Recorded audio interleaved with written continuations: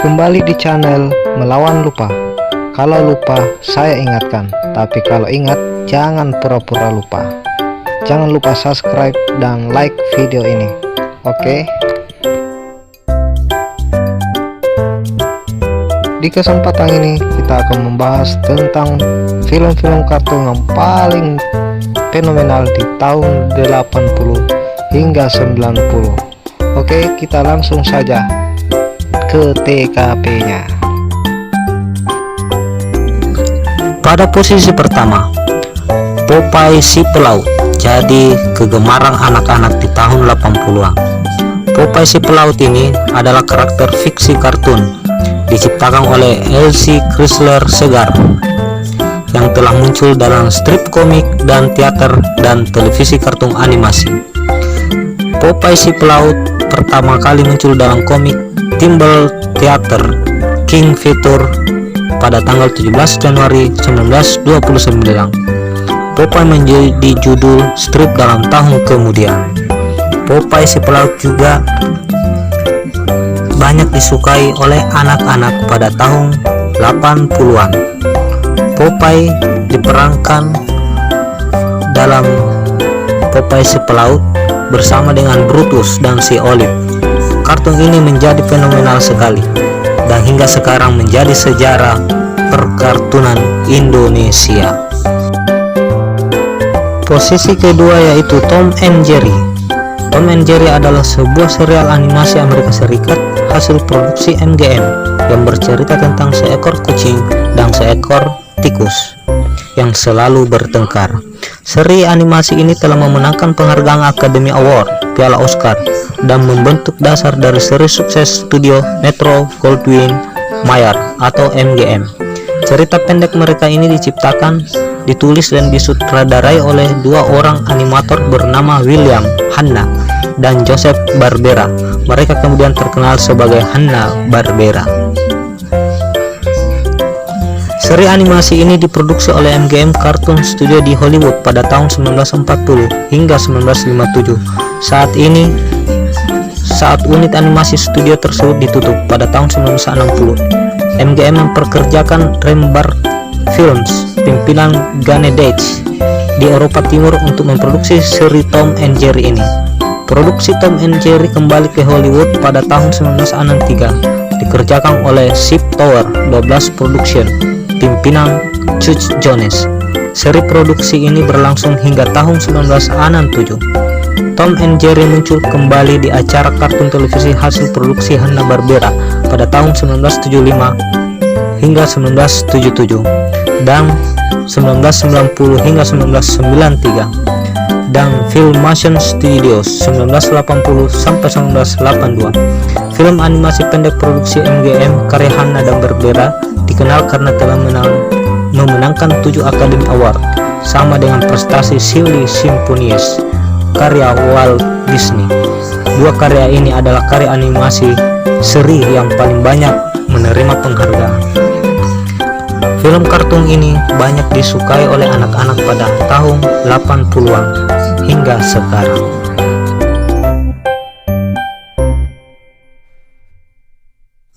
Posisi selanjutnya, film kartun yang banyak disukai oleh anak-anak pada tahun 80-an yaitu Mickey Mouse. Mickey Mouse adalah tokoh fiksi kartun berbentuk seekor tikus yang menjadi ikon bagi The Walt Disney Company yang diciptakan oleh Ub Iwerks pada tahun 1920-an.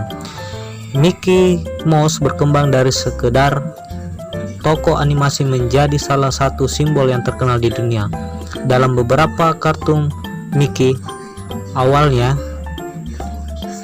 sangat digemari oleh anak-anak di seluruh dunia. Mickey Mouse berkembang dari sekedar tokoh animasi menjadi salah satu simbol yang terkenal di dunia. Dalam beberapa kartun Mickey awal, suaranya diisi oleh Walt Disney sendiri. Mickey Mouse sangat digemari dan disukai bukan hanya anak-anak, bahkan hingga orang-orang dewasa sekalipun.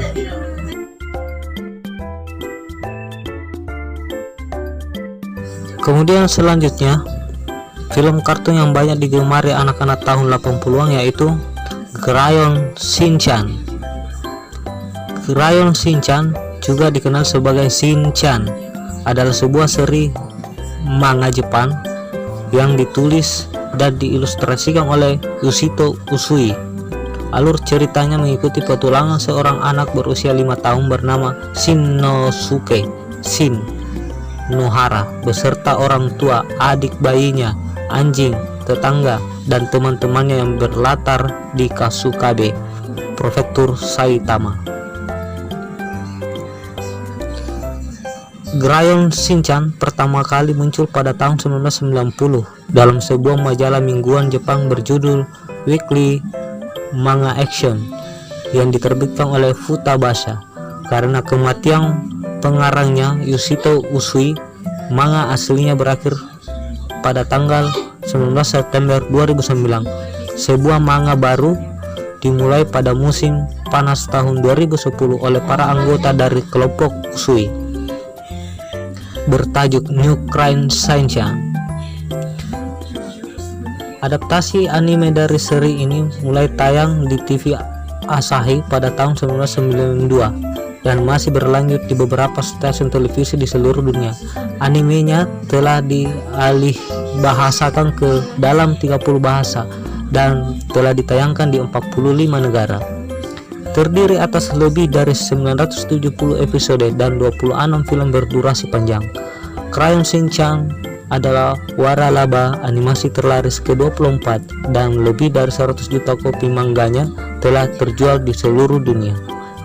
Sebuah anime spin-off berjudul Super Zero telah diumumkan dan akan dirilis pada awal tahun 2020 yang diproduksi oleh Shin-Ei Animation dan CNC Saru. Film animasi kartun ini banyak digemari oleh anak-anak, bahkan orang dewasa sekalipun.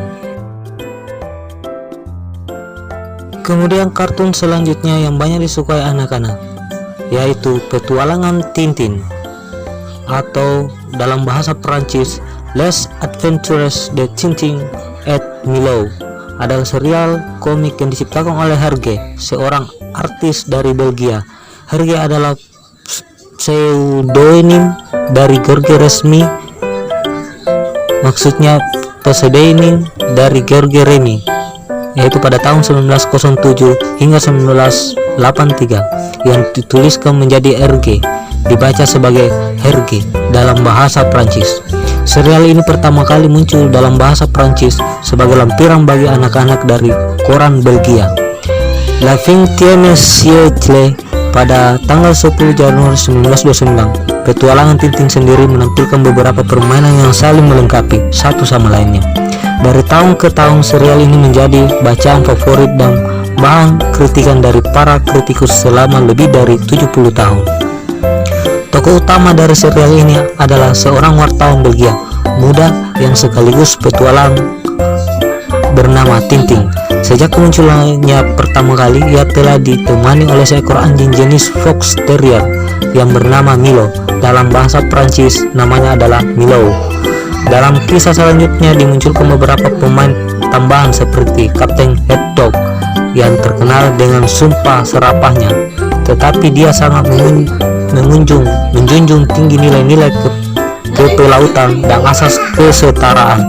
Kemudian ada juga Profesor Lakmus, Profesor Tournesol yang sangat cerdas, tetapi memiliki masalah dengan pendengarannya, dan tak lupa karakter Dupont dan Dupont, Thomson dan Thompson dalam bahasa Inggris, detektif kembar yang konyol dan sangat tidak kompeten.